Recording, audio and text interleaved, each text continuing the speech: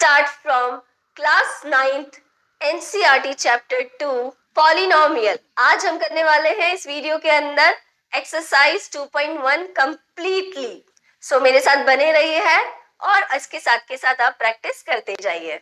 So let's start with exercise 2.1 question number 1। Which of the following expressions are polynomial in one variable and which are not? State reason for your answer। आपको यहाँ पे दो चीजें बतानी है। पहला कि ये जो एक्सप्रेशन दिए हुए हैं ये पॉलिनोमियल है या नहीं है, और साथ ही साथ अगर पॉलिनोमियल है तो वन वेरिएबल में होना। ठीक है, तो यहाँ पे आपको फाइंड आउट करना है कौन सा वन वेरिएबल में पॉलिनोमियल है और उसका रीजन भी देना है। State reason for your answer. तो यहाँ पर फर्स्ट देखते हैं हम 4x square minus 3x plus 7। ठीक है, क्वेश्चन नंबर 1 का फर्स्ट पार्ट, एक्सरसाइज 2.1 का क्वेश्चन नंबर 1 का फर्स्ट पार्ट। यहाँ पे 4x square minus 3x plus 7 कितनी टर्म्स है? वी नो दैट कि पॉलिनोमियल्स क्या होते हैं? Algebraic expression which has one और मेनी टर्म्स। यहाँ पे हमारे पास तीन टर्म्स हैं। तीन टर्म्स में वेरिएबल क्या है? x है, यहाँ भी x है, यहाँ भी x है और ये कांस्टेंट है, राइट? तो this is in one variable. क्या ये पॉलिनोमियल है? Yes, this is polynomial. Polynomial क्या होते हैं? जहाँ पे वेरिएबल्स है और मेनी टर्म्स है, एल्जेब्रिक एक्सप्रेशन। इसकी डिग्री क्या होगी? यहाँ पे इसकी डिग्री है 2, बट डिग्री हमसे यहाँ नहीं पूछिए, सिर्फ हमें ये बताना है कि पॉलिनोमियल है या नहीं। तो yes, this is polynomial because it has 3 terms and in x variable. और वेरिएबल्स कितने हैं यहाँ पे? वेरिएबल्स है आपके 1। ठीक है, तो yes, this is a polynomial in one variable. Clear हो गया फर्स्ट हमारा आंसर। नेक्स्ट चलते हैं, y स्क्वायर प्लस रूट 2। अब देखो यहाँ पर वेरिएबल क्या है आपका? यहाँ पे वेरिएबल है y। क्या ये एक्सप्रेशन पॉलिनोमियल है? Yes, this expression is polynomial because it has 2 terms and power is whole number. जो भी पॉलिनोमियल की पावर है यहाँ पे डिग्री है 2, वो क्या है? Whole number. ठीक है, होल नंबर क्या होते हैं? होल नंबर जो 0 से स्टार्ट होते हैं और पॉजिटिव रहते हैं, 0 1 2, right, till positive infinite. Okay, so यहाँ पे yes, this is variable. Yes, this is polynomial in one variable. Yes, of course यहाँ पे एक ही वेरिएबल है और वो है y, राइट? तो this is also correct. Next है हमारा 3 under root t plus t under root 2। अब यहाँ पे हमें ये चेक करना है क्या ये पॉलिनोमियल है, फर्स्ट थिंग। ठीक है, वेरिएबल हम सेकंड उसमें वेरीफाई करेंगे। 3 रूट t, इसको हम ऐसे भी लिख सकते हैं 3t की पावर 1/2। भाई रूट जहां भी आता है वहां पे हम उसकी पावर 1/2 लिख सकते हैं, प्लस t यहाँ पे कितनी पावर है? 1 और ये रूट 2। ये तो क्या है? कोफिशिएंट। अब यहाँ पे पावर है 1/2। हमें ये पता है कि पॉलिनोमियल में जितनी भी आपकी वेरिएबल्स होंगे उनकी पावर क्या होगी? होल नंबर होना चाहिए, मतलब 0 1 2। तो यहाँ तो क्या आ रही है? Power 1/2। It means it is not a polynomial. ठीक है, it is not a polynomial क्योंकि यहाँ पर पावर कितनी आ रही है? 1/2। तो 1/2 नहीं हो सकती, होल नंबर होना चाहिए, आइदर 0 1 2 और ऐसे पॉजिटिव नंबर्स होने चाहिए, राइट? क्लियर। क्वेश्चन नंबर 1 का fourth, y plus 2 upon y। Variable तो हमें देख के पता चल रहा है कि हाँ एक ही वेरिएबल है, बट सबसे पहले हमें ये चेक करना है कि पॉलिनोमियल है या नहीं है, राइट? तो कैसे चेक करेंगे हम? यहाँ पे y प्लस क्या, इसकी पावर तो यहाँ पे 1 है, 2 अपॉन y को कैसे लिख सकते हैं? 2 और ये साथ में क्या है? मल्टीप्लाई में 1 अपॉन y, राइट? तो यहाँ पे हमने लिखा y की पावर 1 प्लस 2 और ये y ऊपर आएगा तो पावर क्या हो जाएगी बेटा? -1, राइट? -1 हो गई। अब फिर से पावर -1 आ गई, जबकि पॉलिनोमियल की क्या कहती है हमें डेफिनेशन कि यहाँ पे पावर क्या हो सकती है? 0 1 2 होल नंबर होगी और पॉजिटिव्स रहेंगे, क्योंकि होल नंबर होते हैं हमारे 0 1 2 3 पॉजिटिव नंबर्स, तो ये इसकी पावर माइनस होने की वजह से this is not a polynomial. ठीक है, ये एक पॉलिनोमियल नहीं है। Clear? Okay, very good. Next, x की पावर 10 प्लस y की पावर 3 प्लस t की पावर 50। चेक करते हैं हम। पहले क्या चेक करेंगे कि ये पॉलिनोमियल है या नहीं है। बिल्कुल, तो यहाँ पे x की पावर 10 एक होल नंबर है, वेरी गुड। y की पावर 3 भी होल नंबर है, ओके। t की पावर 50 भी होल नंबर है, और टर्म्स भी 3 टर्म्स दे रखी है। ऑलमोस्ट ये सारी पॉलिनोमियल की डेफिनेशन को सेटिस्फाई कर रहा है, राइट? तो it means this is the polynomial, yes this is the polynomial. But कितने वेरिएबल्स है यहाँ पे? x एक वन वेरिएबल हो गया, सेकेंड वेरिएबल हो गया y, और थर्ड वेरिएबल हो गया t। तो मतलब कितने वेरिएबल्स हो गए यहाँ पे? 3 वेरिएबल्स हो गए बेटा, राइट? 3 वेरिएबल्स। तो it means this is not a polynomial in one variable. मतलब ये पॉलिनोमियल तो है, but yes this is a polynomial, this is a polynomial but not in one variable, not in one variable. Okay, got it? polynomial है but यहाँ पे 3 variable है, तो यहाँ पे this is not satisfy given एक, ठीक है, this is not satisfy given statement. Clear? Very good. Come to the next question. Write the coefficient of x square in each of the following. यहाँ पे आपको सिंपली बस x square जो variable है जिसकी पावर 2 है उसके कोफिशिएंट की वैल्यू देनी है। तो देखो फर्स्ट में 2 प्लस एक्स स्क्वायर प्लस 3, यहाँ पे टोटल 3 टर्म्स है। टर्म्स क्या होती है बेटा? जो ऑपरेटर साइन होते हैं प्लस माइनस उनसे सेपरेट रहती है। तो यहाँ पे 2 plus x square plus x 3 terms है। अब इस टर्म्स में हमें एक्स स्क्वायर वाली जो टर्म है, सिर्फ एक्स स्क्वायर वाली टर्म का कोफिशिएंट मतलब उससे क्या मल्टीप्लाई में है। तो अगर हम यहाँ पे देखें तो एक्स स्क्वायर के साथ मल्टीप्लाई में है 1 इंटू एक्स स्क्वायर, तो इट मीन्स एक्स स्क्वायर का कोफिशिएंट क्या हो गया यहाँ पे? यहाँ लिख देते हैं हम कोफिशिएंट, तो एक्स स्क्वायर का कोफिशिएंट हो गया 1, राइट? Okay, good one. अब यहाँ पे सेकंड क्वेश्चन है आपका 2 minus x square plus x cube.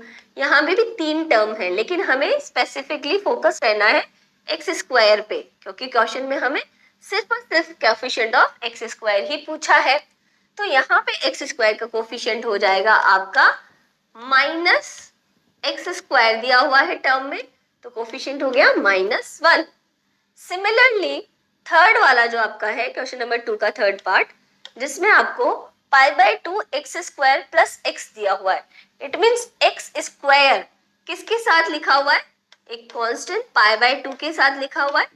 तो यहाँ पर आपका कोफिशिएंट हो गया एक्स स्क्वायर का pi by 2। Got it? Now fourth one है √2 माइनस 1। क्या यहाँ पे आपको कोई एक्स स्क्वायर की टर्म दिखाई दे रही है? भाई √2 माइनस 1 तो क्या हो गया? एक कांस्टेंट टर्म हो गई √2 माइनस 1। यहाँ तो कहीं एक्स स्क्वायर नहीं दिख रहा। सपोज क्या होता है यहाँ पे? कोफिशिएंट होता है 0 और उसके साथ मल्टीप्लाई में होता है एक्स स्क्वायर। तो 0 से कोई भी वेरिएबल हो या कांस्टेंट हो जो मल्टीप्लाई होता है तो क्या हो जाता है? वो 0 हो जाता है। तो यहाँ हम लिख सकते हैं कि एक्स स्क्वायर का कोफिशिएंट है 0। Got it? So let's start question number 3. Given one example, each of a binomial of degree 35 and of a monomial of degree 100. तो आपको यहाँ पे बाइनोमियल जिसकी डिग्री 35 हो उसका एक एग्जाम्पल देना है और मोनोमियल ऑफ डिग्री 100 का एक एग्जाम्पल देना है। बाइनोमियल क्या होता है? बाय मतलब हो गया 2 और नोमियल मतलब होता है हमारी टर्म्स। सिंपल क्लासिफिकेशन है टर्म्स। कितनी टर्म्स है? देखो अगर आपने मोनोमियल पढ़ा है, मोनो मतलब होता है हमारा, मोनो मतलब 1, राइट? एंड नोमियल मतलब हो गया टर्म्स। तो यहाँ पे कितनी टर्म्स होंगी? ओनली वन टर्म होंगी। और बाइनोमियल में होती है हमारी टू टर्म्स। ऐसे ट्राइनोमियल होते हैं जिसमें थ्री टर्म्स होती हैं। तो ये टर्म्स के अकॉर्डिंग क्लासिफाई है। अब फर्स्ट एग्जाम्पल आपका क्वेश्चन में क्या चाहिए? क्वेश्चन को फर्स्ट एग्जाम्पल कि बाइनोमियल का एक एग्जाम्पल जिसकी डिग्री होनी चाहिए 35। कोई सा भी एक वेरिएबल ले लो, X Y T U V, ठीक है। यहाँ हम लेते हैं एक्स की पावर 35, राइट। तो ये डिग्री मतलब हाईएस्ट पावर, तो ये हो गया x की पावर 35। अब उसके साथ आप x की कोई सी भी और रखो, बट वहां पे पावर क्या होनी चाहिए? जितनी भी टर्म्स हो उनकी पावर 35 से कम होनी चाहिए, राइट। तो यहाँ पे हो गई x की पावर 35 प्लस मैंने लिख दिया 9, राइट। तो ये एक एग्जाम्पल हो गया। ऐसे आप और भी एग्जाम्पल लिख सकते हो, x की पावर 35 प्लस 4x²। ये भी देखो बाइनोमियल है, मतलब दो टर्म्स है, लेकिन यहाँ पे डिग्री कितनी है? 35। So you can give so many example here, right. Next में चलते हैं हम, मोनोमियल डिग्री 100। तो ये हो गया हमारा फर्स्ट वाला क्वेश्चन, उसके एग्जाम्पल। सेकेंड वाला जो पार्ट है मोनोमियल, यहाँ पे क्या होनी चाहिए? डिग्री आपकी ओनली 100 होनी है। तो 100 डिग्री का आप लिख सकते हो t की पावर 100।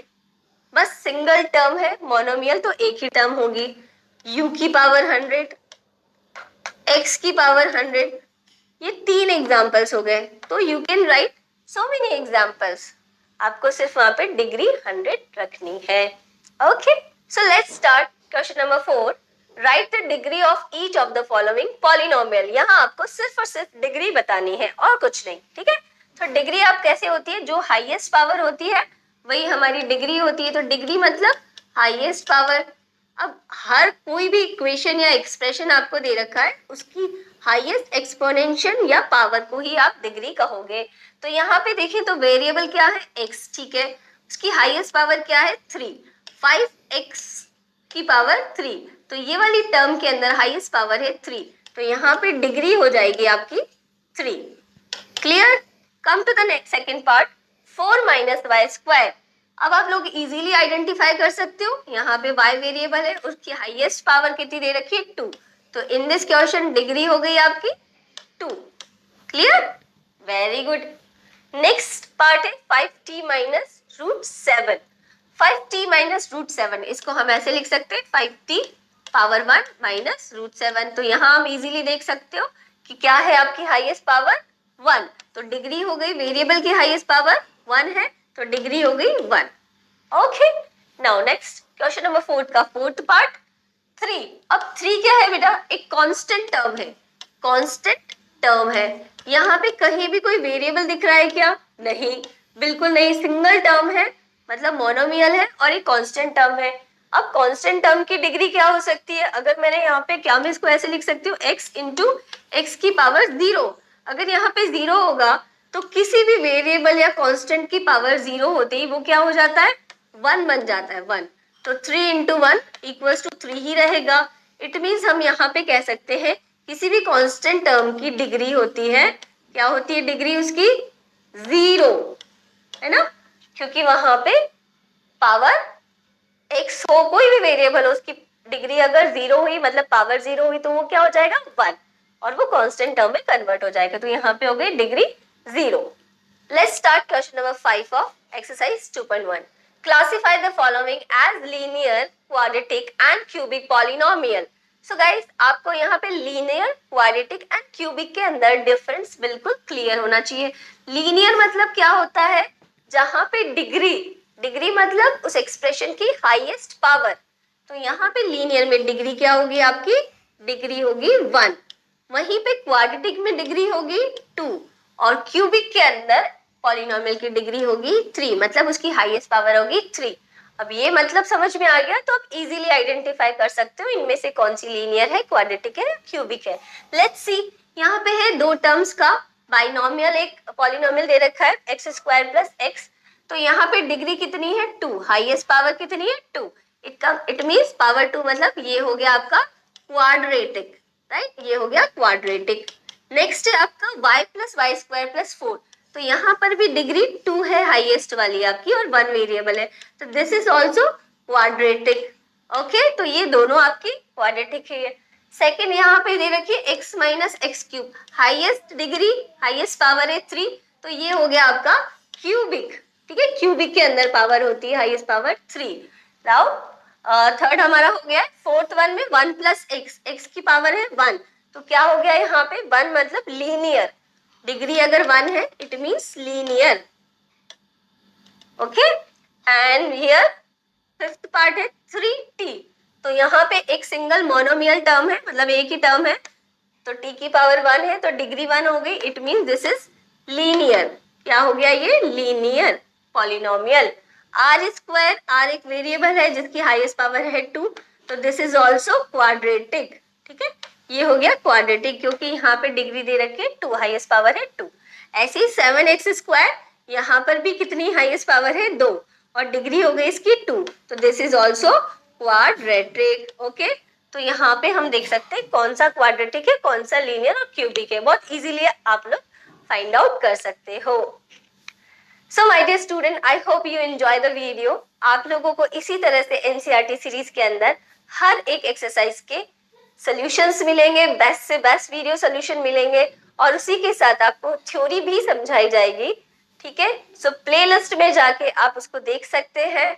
आगे आने वाली हर एक चैप्टर, हर एक एक्सरसाइज के सॉल्यूशंस आपको मिलते जाएंगे one by one. So subscribe the channel, share this video to all of your friends and like the video. All the best.